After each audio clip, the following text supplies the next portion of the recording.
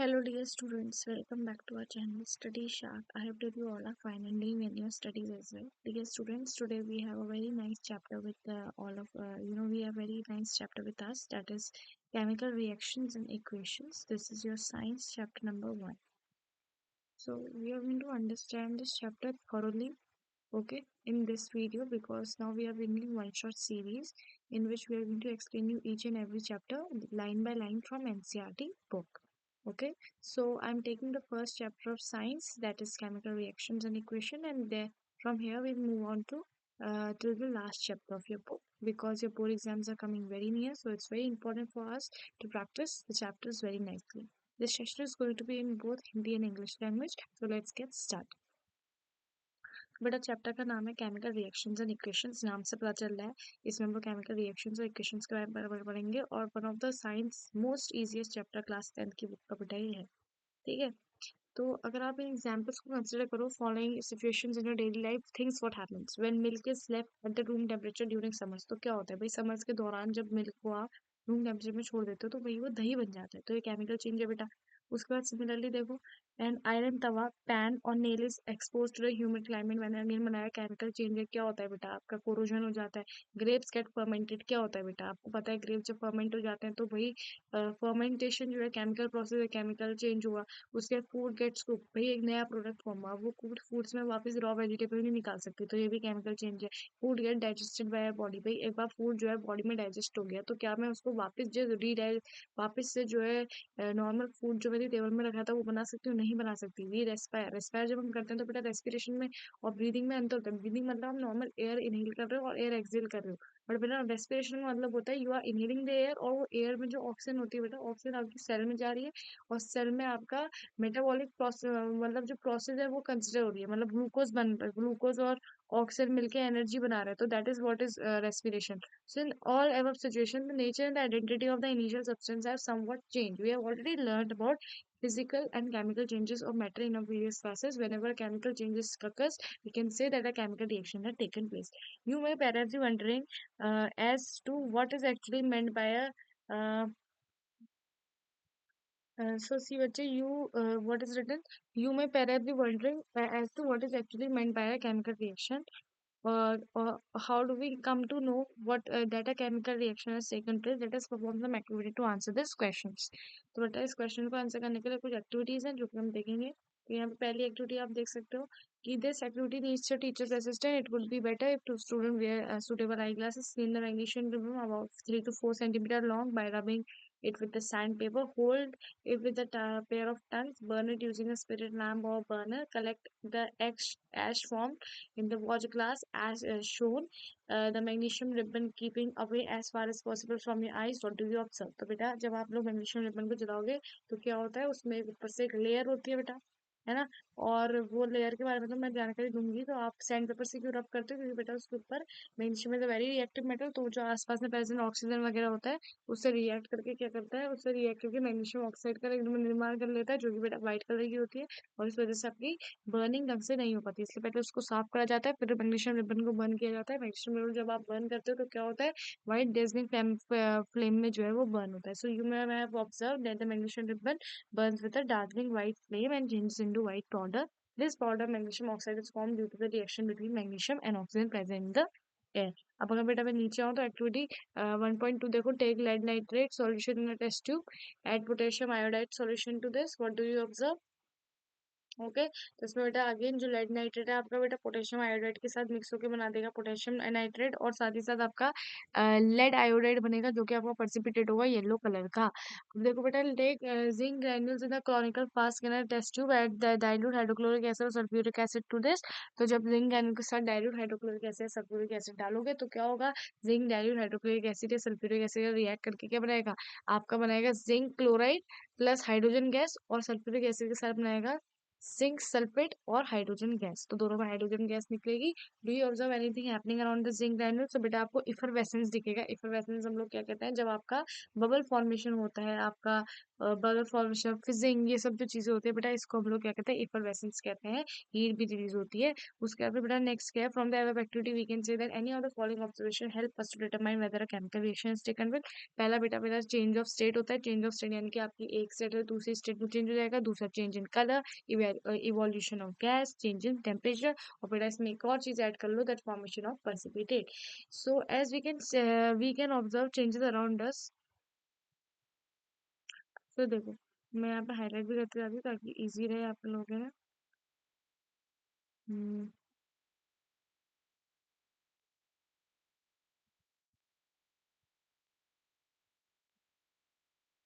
so as we can observe changes around us. Sorry I think ये गलत हो गया, एक मिनट रुको। ठीक है, हाईलाइट नहीं करना है हमें, हमें खाली अंडरलाइन करना है। ठीक है, अंडरलाइन करना है। और मैं यहाँ पे कलर भी थोड़ा सा लाइट रेड लेती हूँ। ठीक है, तो अब देखो, as you can observe changes around us, we can see that there is a large variety of chemical reaction taking place around us. We'll study various types of chemical reaction, their symbolic representation in this chapter. अब देखो बेटा, अगर मैं chemical equations में आऊँ, so activity 1.1 can be described as when a magnesium ribbon is burned in the oxygen, it get converted into magnesium oxide. This description of chemical reaction in the sentence form is quite long. It can be written in the shorter form. shorter form में लिखा जा सकता है बच्चे। The simplest way to write this is in the form of word equation. तो word equation में भी कैसे होगा, magnesium plus oxygen equal to magnesium oxide. ये भी बेटा हमें अच्छा नहीं लग रहा है। तो substance that undergo the chemical reaction in the reaction 1.1, magnesium oxygen are the reactant. New substances is magnesium oxide. It is formed during the reaction as a product. The word equation shows the change of reactants to product through a arrow placed between them. The reactants are written on the left hand side, that is LHS, with a plus sign between them. Similarly, products are written on the right hand side with a plus sign between them. The arrow that points towards the product shows the direction of the reactions. ठीक है बेटा, तो ये तो normal चीजें जो आपको पता है, क्योंकि जो रिएक्शन जो पहले होगा इसको हम लोग क्या बोलते हैं, इसको हम लोग रिएक्टेंट बोलना है। ये चीज बताने की तो बेटा जरूरत नहीं है। ठीक है, ये चीज बताने की जरूरत है कि आप खुद बताओ। ये मैग्नीशियम ऑक्साइड ये जो है ये रिएक्टेंट है, और ये जो मैग्नीशियम ऑक्साइड यहाँ पे फॉर्म्ड हुआ है इसको हम लोग क्या कहते हैं, प्रोडक्ट कहते हैं। ये चीज बेटा आपको पता है। एलएचएस के यहाँ पे जो है प्लस साइन लगाते हैं, यहाँ पे प्लस साइन लगाते हैं, एरो हेड पॉइंट्स हमें शो करते हैं कि रिएक्शन कहाँ को हो रहा है। तो बेटा ये नॉर्मल चीजें हैं, आपको ऑलरेडी पता है। अभी बड़ी क्लासेस में इक्विलिब्रियम पढ़ोगे तो उसमें बेटा दोनों साइड को जाती है, तो वो चीज भी आप पढ़ोगे। तो बहुत सारी चीजें हैं। ठीक है, राइटिंग का केमिकल इक्वेशन में आता है। अगर राइटिंग का केमिकल इक्वेशन की मैं बात करूं, तो is there any shorter way for representing a chemical equation? Chemical equations can be made more concise and usual if we use chemical formula instead of words. अगर बेटा हम केमिकल फॉर्मूले का इस्तेमाल करें वर्ड्स के बजाय, तो केमिकल इक्वेशंस को हम लोग और ज्यादा कंसाइज और यूजफुल बना सकते हैं। अ chemical equation represent a chemical reaction if you recall the formula of magnesium oxygen magnesium oxide, therefore word equation can be written as Mg plus O2 gives you MgO. Count and compare the number of atoms in each of the element on the LHS and RHS of the arrow. Is the number of atoms of each element is same both the side? If yes, then the equation is balanced. If not, then the equation is unbalanced because the mass is not same on the both side of the equation. Such a chemical equation is known as a skeletal chemical equation, or for a reaction equation is a skeletal chemical equation for burning of magnesium in the air, because बेटा इसमें magnesium तो एक है, oxygen दो है, लेकिन इसमें oxygen एक ही है।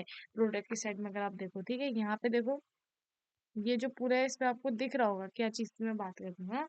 अब देखो बेटा, ऐसी इक्वेशंस को हम लोग क्या कहते हैं, स्केलेटल केमिकल इक्वेशंस कहते हैं, क्योंकि हमें जो है बेटा दोनों साइड जो है इक्वल नंबर ऑफ एटम्स चाहिए होते हैं, इसलिए बेटा हम इक्वेशंस को बैलेंस करते हैं। वरना अगर इक्वल नंबर ऑफ एटम्स नहीं होगा, तो जो लॉ ऑफ कंजर्वेशन ऑफ मास दिया था ना आपका, क्लास 9 में था वो शायद, अगर थोड़ा बहुत ढंग से पढ़ा होगा याद होगा। लॉ ऑफ कंजर्वेशन ऑफ मास बेटा ये कहता है कि मास रिएक्टेंट्स में जो टोटल मास होगा वो प्रोडक्ट में भी सेम होगा। किसी भी चीज के ऐड करने से आपके रिएक्टेंट में एक्स्ट्रा आइटम नहीं आ जाएंगे। ये चीज बेटा आपकी थी। ठीक है, तो मास इक्वल होना चाहिए, इस वजह से हमें बैलेंस करने की जरूरत पड़ती है।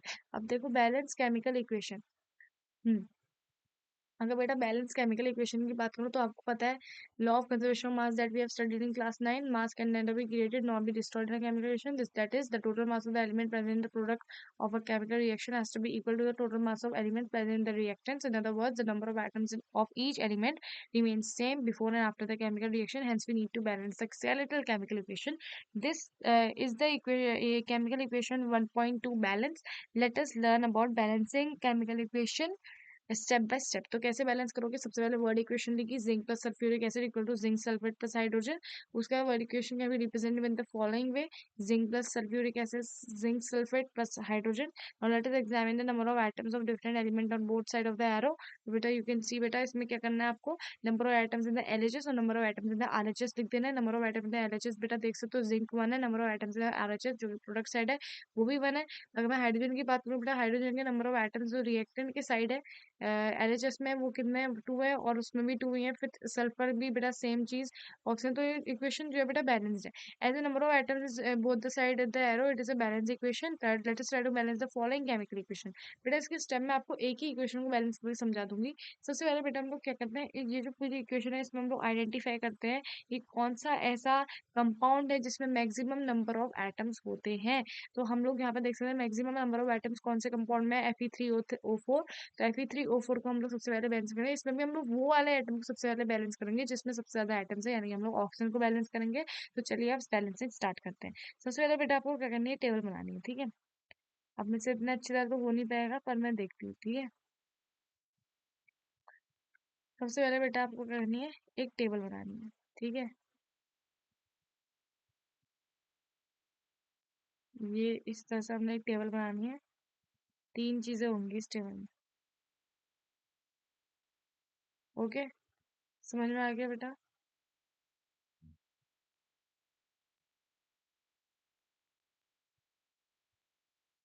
ये देखो। तो अब आपको क्या करना है, एक बार फिर से ले लेती हूँ मैं इसमें, ठीक है। लाइन ही ड्रॉ करेंगे हम, ठीक है। ये पूरा क्लोज कर देते हैं ना इधर का। अब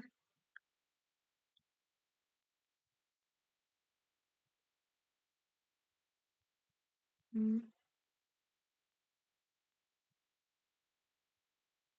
इसमें नहीं, मेरे को कुछ ऐड करना हो टेक्स्ट, ठीक है।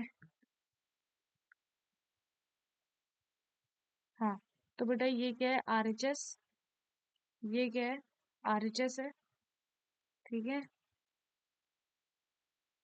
हम्म, ये क्या है बेटा, RHS, ठीक है। उसके बाद इधर भी बेटा सेम तरीके से ऐड करोगे टेक्स्ट। ये क्या है, LHS, यानी कि लेफ्ट हैंड साइड।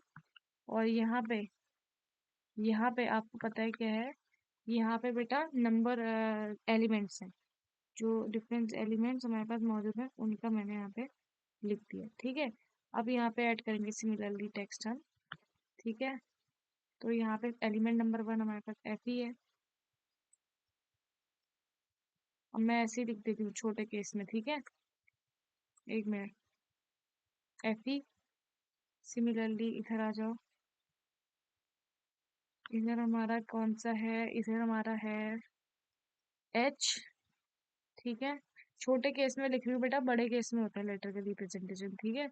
मैं ऐसे ही छोटे में लिख रही हूँ क्योंकि वरना मेरे को बार बार जो है बेटा कैप्स लॉक खोलना पड़ेगा, ठीक है। तो इसलिए I am writing in the small case. I hope that you all guys are understanding this. So यहाँ पे मैंने O लिख दिया, यानी कि ऑक्सीजन। तो बेटा ये 3 एलिमेंट्स हैं। अब मैं अगर इनके LHS में एटम्स लिखूँ कितने हैं, तो LHS में बेटा Fe का अगर हम लोग देखें तो Fe के बेटा LHS में एक ही है।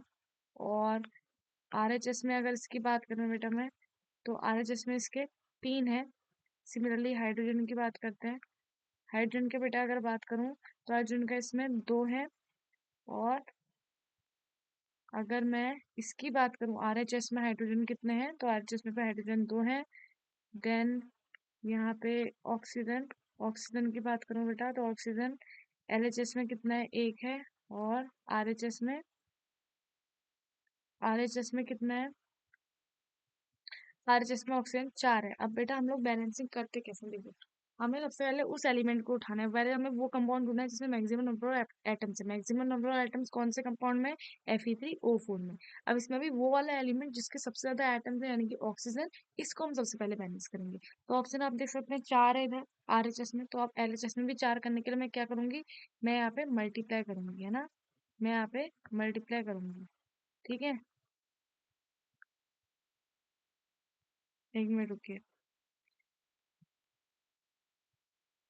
मैंने यहाँ पे दबाया मल्टीप्लाई का साइन, ठीक है बेटा। हम्म, कैसे मल्टीप्लाई करूंगी, मल्टीप्लाई करा मैंने, किससे करूंगी मैं, 4 से मल्टीप्लाई करूंगी, ठीक है। तो अब जब मैं 4 से मल्टीप्लाई करूंगी तो मेरा क्या आना चाहिए आंसर, मेरा आना चाहिए 4।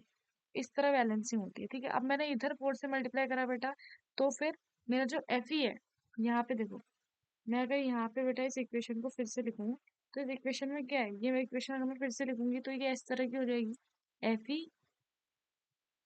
ई प्लस एच H2O, ठीक है। टू नीचे है लेकिन तुम, मेरे को ऐसे लिखना पड़ेगा, ठीक है। समझ रहे हो ना आप लोग बच्चों, मेरे को ऐसे लिखना पड़ेगा, टू Fe2O इक्वल्स टू, ठीक है। इक्वल्स टू मैंने ऐसे साइन लगाया है, समझ जाओ, ठीक है। एरो नहीं लगाया मैंने, ऐसा साइन लगाया है, इसको समझ जाओ बेटा। तो ये किसके इक्वल है, ये आपके इक्वल है Fe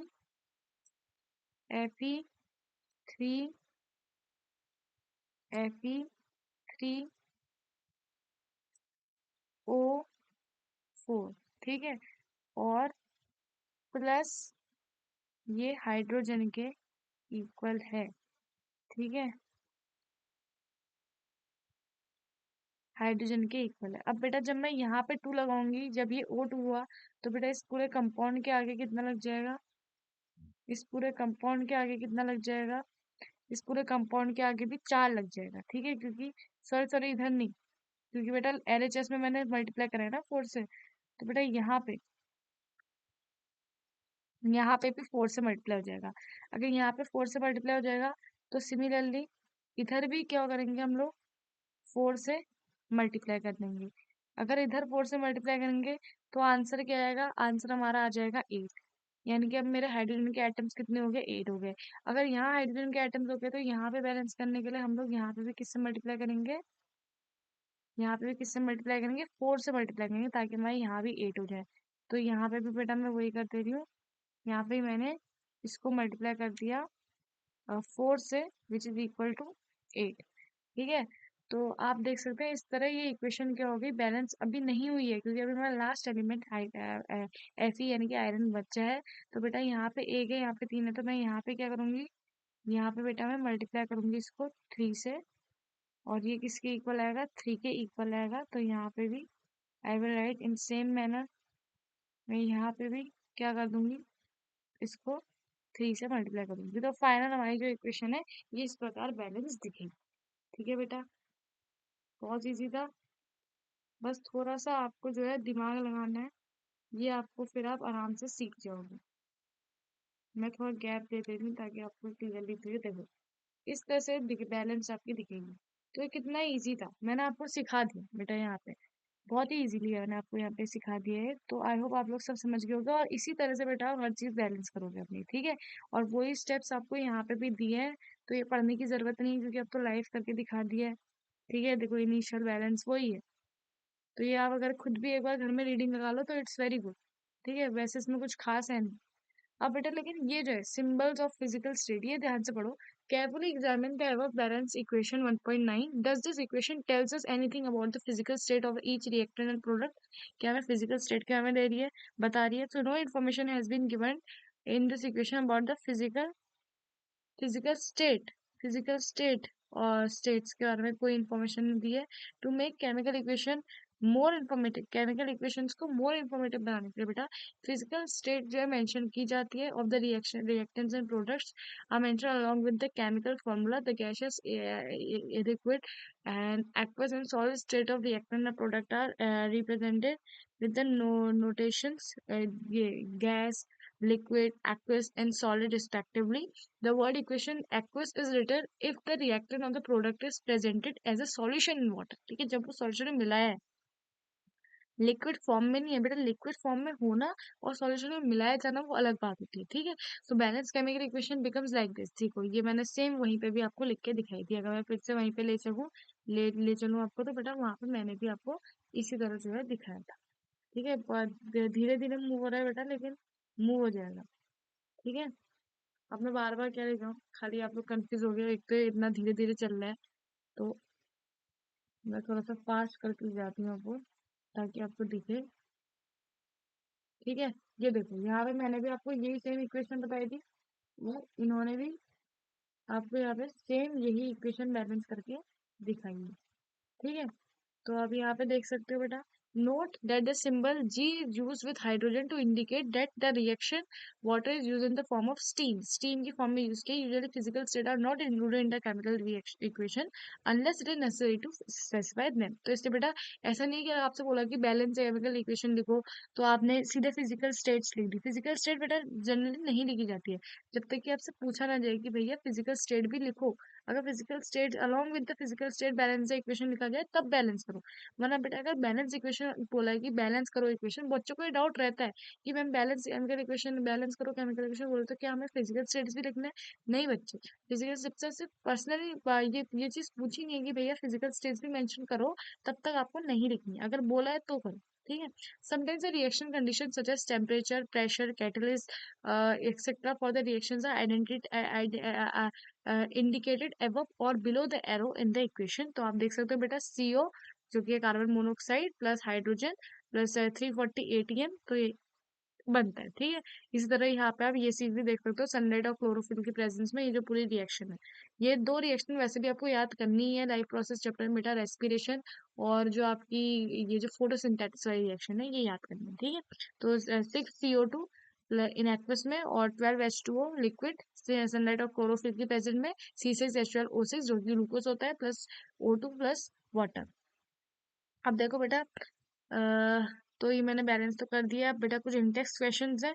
अब मैं हर इक्वेशन बेटा आपको इस वीडियो में बैलेंस करके नहीं दिखा सकती क्योंकि बहुत ज़्यादा टाइम लगेगा मेरे को ऑब्वियसली, क्योंकि मैं लैपटॉप में बेटा मेरे को पहले टेबल बनानी पड़ेगी, फिर मेरे को जो है इसमें लिखना पड़ेगा, टाइप करना पड़ेगा, so it will take lot of time.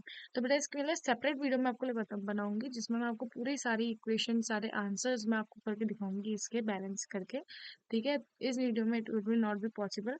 कुछ एक क्वेश्चन ओरली वाला है, जैसे why should a magnesium ribbon be clean before burning in the air, तो इसका आंसर मैं आपको दे देती हूँ कि इसका आंसर ये है कि बेटा जब magnesium is a very reactive metal, so magnesium react with the oxygen present in the air to form magnesium oxide, which is a white color layer formed in, upper part of the magnesium, and this basically not allow us to burn the magnesium, so that's why magnesium should be clean before burning in the air.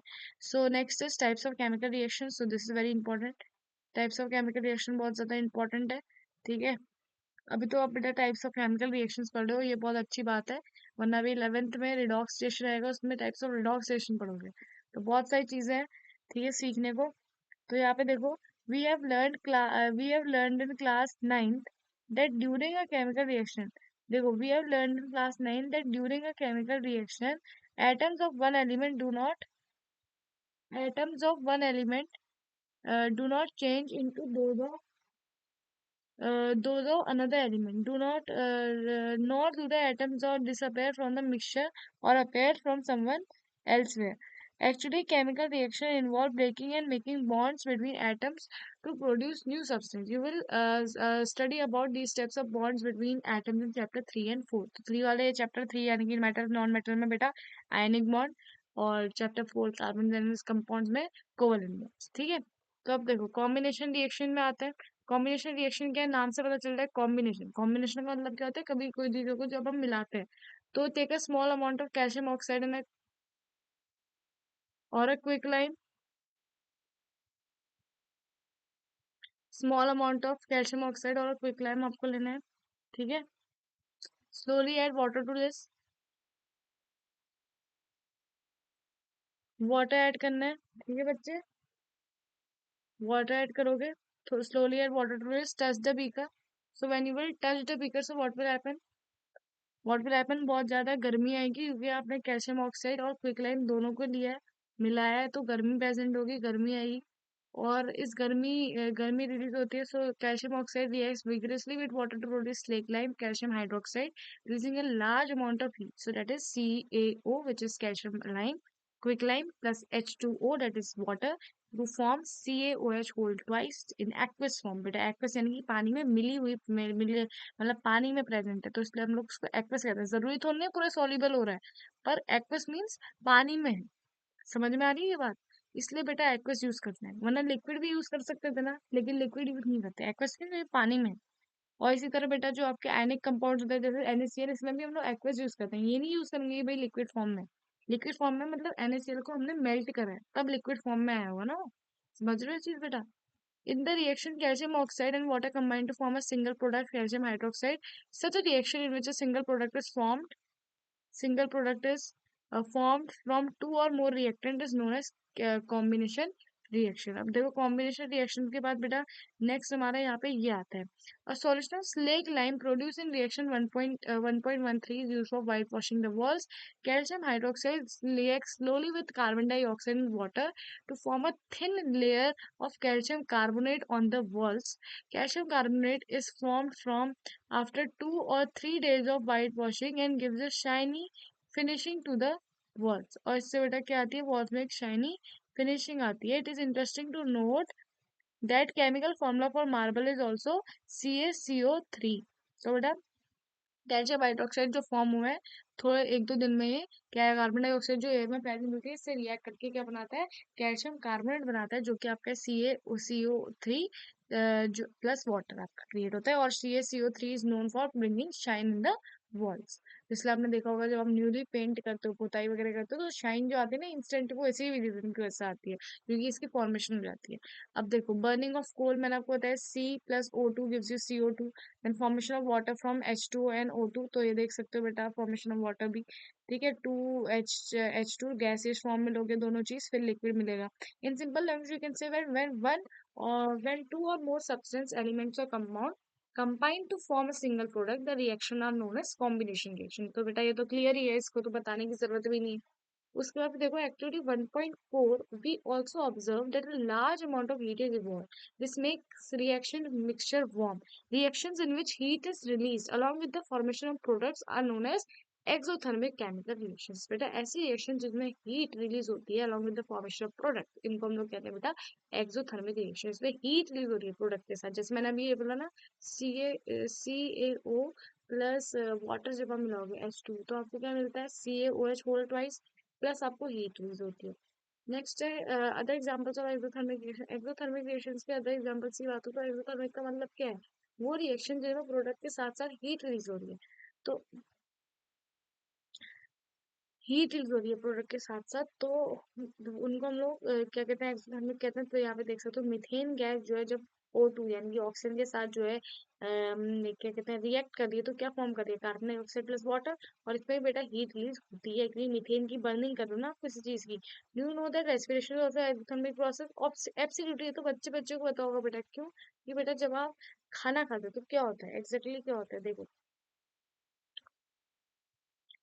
जब हम खाना खाते हैं, ठीक है, let me take this. अच्छा arrow भी था तो मैंने खाली माइनस का साइन लगा दिया उसमें इक्वेशन में, बट कोई बात नहीं. ठीक है, तो ड्रॉ करते हैं नॉर्मल. तो देखो बेटा जब आप खाना खाते हो, suppose this is your food. ठीक है, फूड कोई भी होता है, मेरी राइटिंग को माइंड मत करना क्योंकि भाई लैपटॉप से कर रही हूँ ऑपरेट. ओके, तो जब आप बेटा फूड खाते हो, ठीक है, फूड खाना अलग बात है, इससे आपके शरीर में न्यूट्रिशन वगैरह आया. ठीक है, इसको छोड़ो आप, तो जब डाइजेशन हम लोग करते हैं बेटा तो ग्लूकोज रिलीज होता है जब इसका डाइजेशन होता है. ठीक है, फूड आपने कुछ भी खाया भाई, कार्बोहाइड्रेट, प्रोटीन, फैट, कितनी सारी चीजें खाते हो. कॉम्पोनेंट्स ऑफ फूड पढ़ा था क्लास 6 में, याद करो उसको. ठीक है, तो फूड है, फूड बेटा फूड का क्या हुआ, डाइजेशन हुआ. फूड का क्या हुआ, डाइजेशन हुआ. ठीक है, बड़ी गंदी राइटिंग कैलीग्राफी बना रही है, देख लो. डाइजेशन. ठीक है, फूड का क्या हुआ बच्चे, फूड का क्या हुआ बच्चे, डाइजेशन हुआ. अब जब फूड का डाइजेशन हुआ तो बेटा मेरे को क्या मिला, मेरे को मिला ग्लूकोज. ग्लूकोज,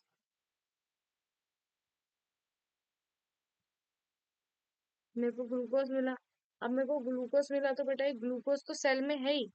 फिर जब हम रेस्पिरेशन करते हैं, जब लंग्स से, देखो मैं यहाँ पे लिख रही हूँ टेक्स्ट में, पर देख लो जब लंग्स से बेटा जब ऑक्सीजन आता है, ठीक है, समथिंग कॉल्ड दिस, तो ये ऑक्सीजन और ग्लूकोज साथ में मिलके क्या बनाते हैं, वही ऑक्सीजन और ग्लूकोज साथ में मिलके हमें एनर्जी प्रोवाइड करवाते हैं. ठीक है, 1 मिनट रुको. साथ में मिलके हमें एनर्जी प्रोवाइड करवाते हैं, ठीक है। एनर्जी,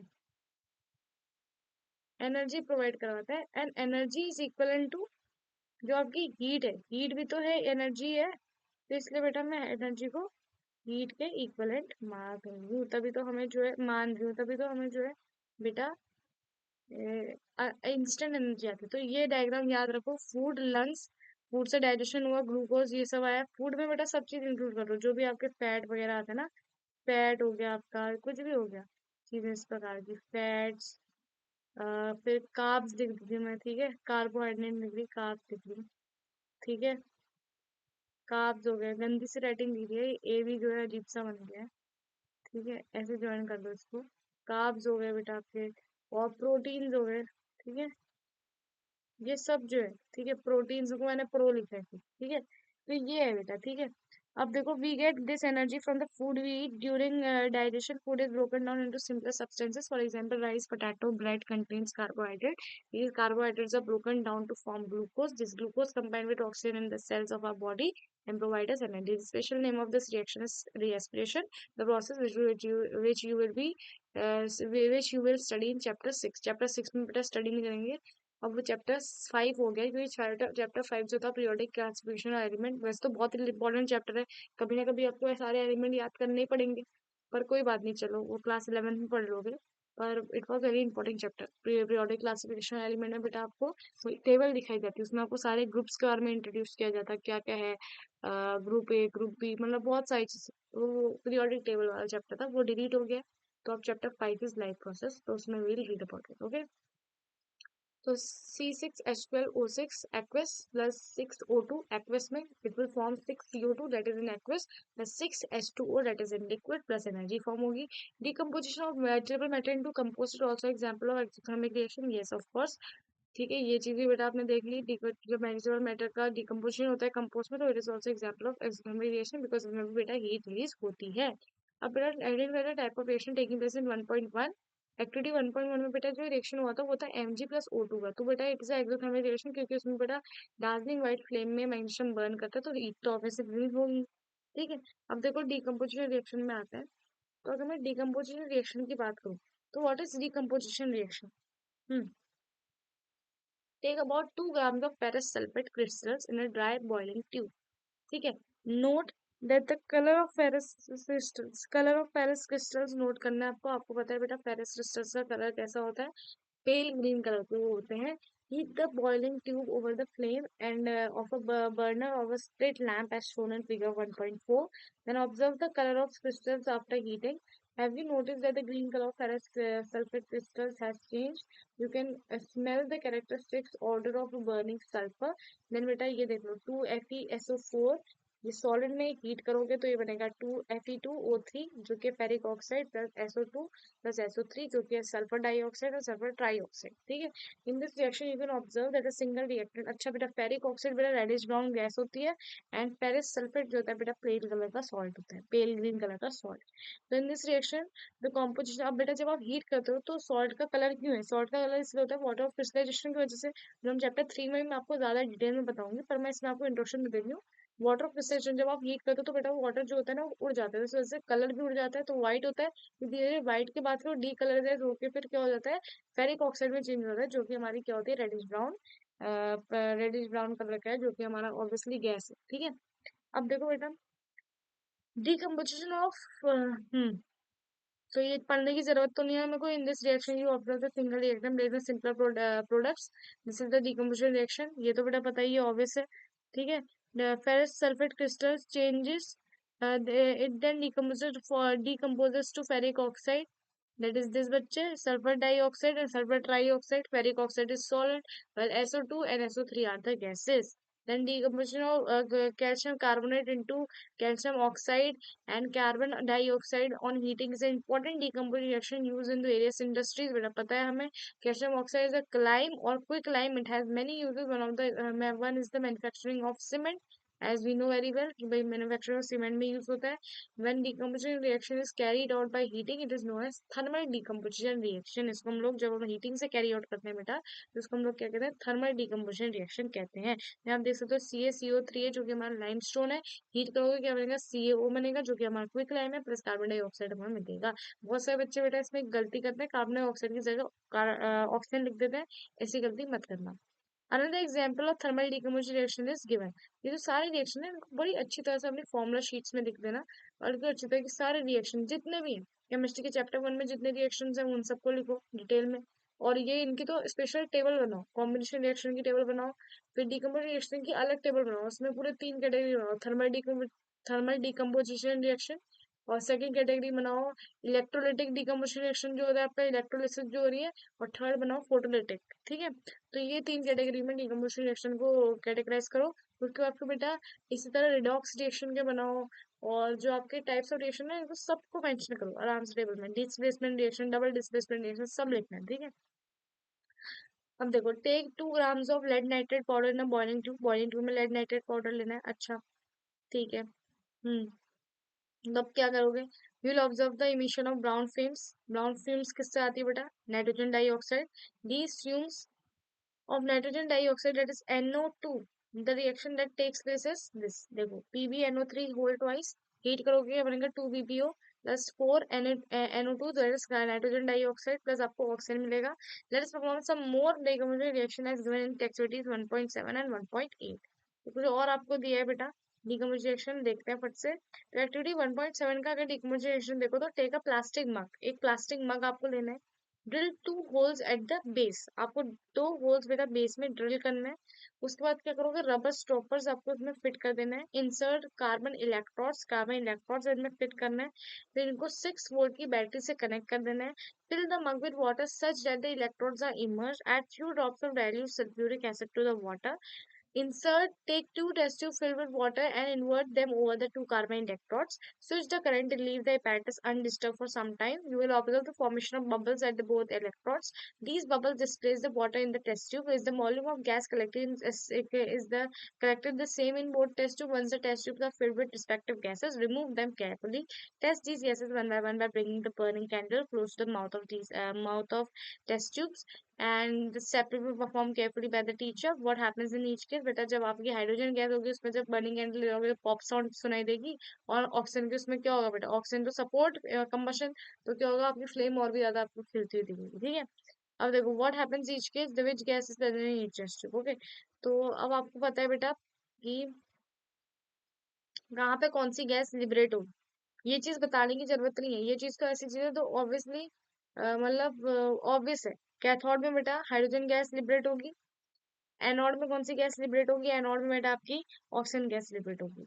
और आपको पता है हाइड्रोजन गैस ट्वाइस क्वांटिटी में लिबरेट होती है, क्यों होती है बेटा, वॉल्यूम के अंदर होता है, मैंने आपको पहले ही बताया था कि भाई इस तरह का फॉर्मूला होता है ना वाटर का, H2O, ऐसे तो लिखते हैं H2O, कोई गलत लिख रही हूँ क्या मैं, नहीं मैम गलत थोड़ी ना लिख रही हूँ। तो ये होता है बेटा जब उसका तरीका, तो इसको आप समझो। ठीक है, हम्म,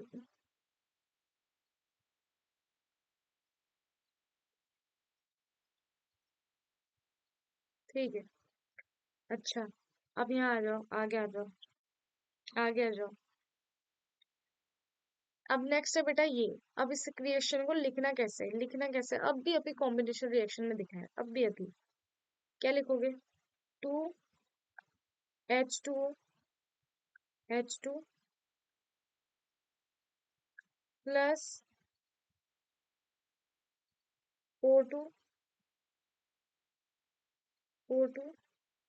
इज इक्वल टू क्या, इसको उल्टा लिख देना। ठीक है, जो कॉम्बिनेशन रिएक्शन है बच्चे इसको उल्टा लिख देना, क्योंकि मैंने कॉम्बिनेशन वाले स्टाइल में लिख दिया, इसको उल्टा लिख देना।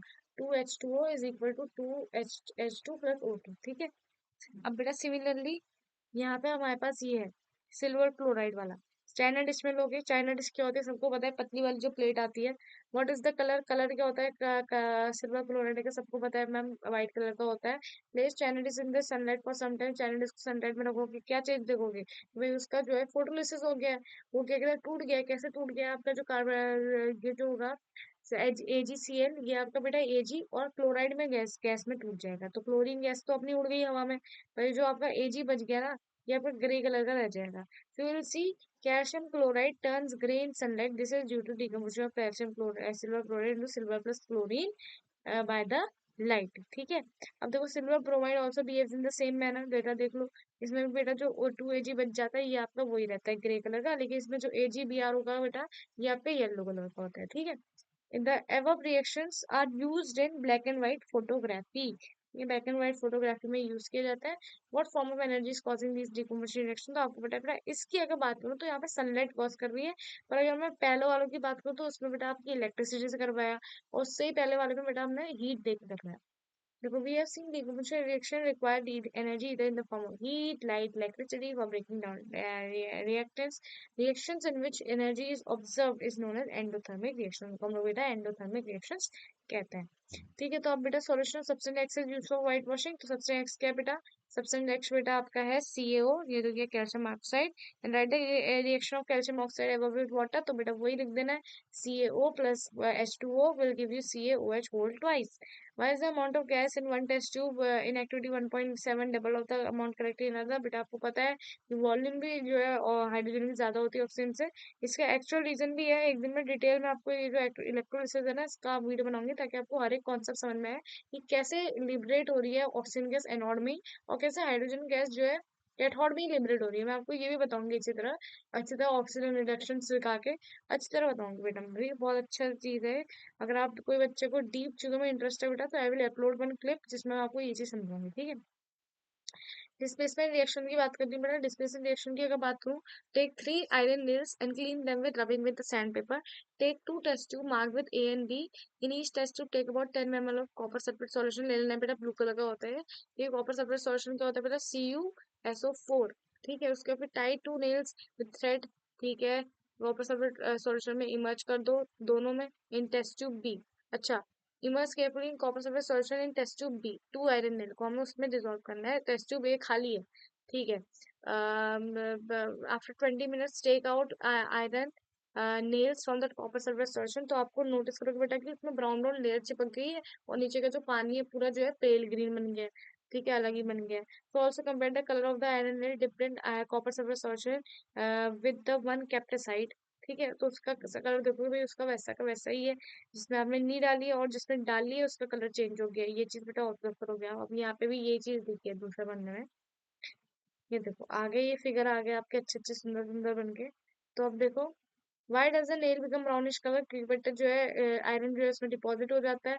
The following chemical reaction takes place, बेटा देख लो इस केमिकल रिएक्शन को, Fe प्लस CuSO4 एक्वस में, FeSO4 एक्वस प्लस Cu बन जाएगा आपका। In this reaction iron has been displaced or removed by the another element known as copper in from the copper surface solution. This reaction is known as displacement reaction. Other examples of displacement reactions are, देख सकते हो, Zn जो कि zinc plus CuSO4 copper sulphate, review ZnSO4 जो कि बेटा आपका zinc sulphate है, प्लस Cu आपको मिलेगा इसमें। ठीक है, और जिंक सल्फेट बेटा कलरलेस होता है। इसी तरह Pb प्लस CuCl2 अगर देखूं, जो कि कॉपर क्लोराइड है, कॉपर क्लोराइड की बात करूं, मतलब कॉपर क्लोराइड आपका ब्लूइश ग्रीन कलर का होता है, if I am not wrong, bluish green colour का होता है। PbCl2 बेटा कलरलेस होता है, प्लस Cu आपका एज इट इज आ गया। Zinc and lead are the more reactive metals in copper, they displace the copper from its compound. तो बेटा रिएक्टिविटी सीरीज आप याद कर सकते हो, वैसे तो नॉन मेटल मेटल चैप्टर में आपको मिलेगी, पर याद कर लो क्या होती है बेटा reactivity series, let me tell you. ठीक है, मैं इसका इस्तेमाल करूंगी टेक्स्ट का। अच्छा, इसमें भी अलग अलग ऑप्शन है, लेकिन अपन को ये चाहिए।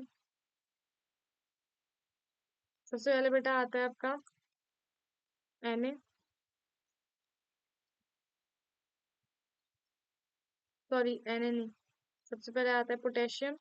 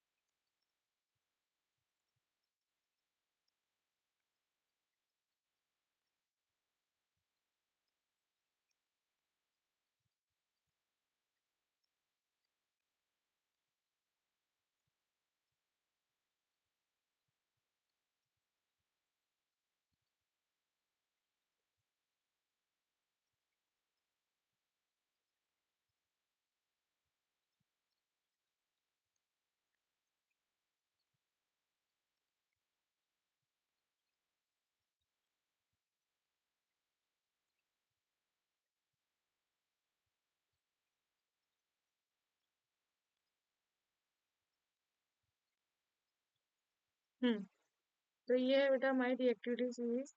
थोड़ा सा इसको मैं ना ऊपर मूव कर देती हूँ। हाँ, यहाँ पे हमने रख दी इसको। ये आप सभी बच्चे जो है देख लेना, ठीक है, ढंग से। रिएक्टिविटी सीरीज देख लो। काकू नाना चाट मागे आलू जरा फीके पड़े हैं। ये मैंने ऐसे ही याद करा था क्योंकि बेटा एक आपकी टीचर है, उन्होंने भी ऐसे ही यूट्यूब में ही है वो, ठीक है, तो उन्होंने ऐसे से कहा था, मेरे को काफी अच्छा लगा उनका मेथड, तो मैंने कहा कि यार इससे याद कर लो। वैसे बेटा आपको वैसे भी याद होनी चाहिए।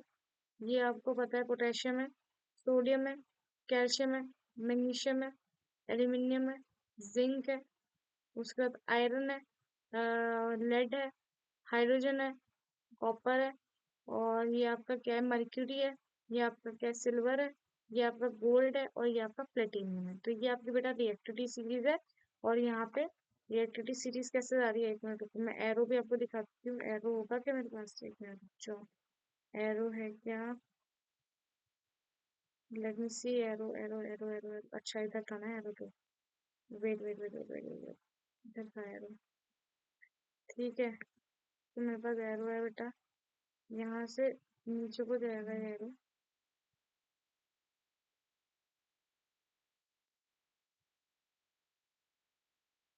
ये देखो।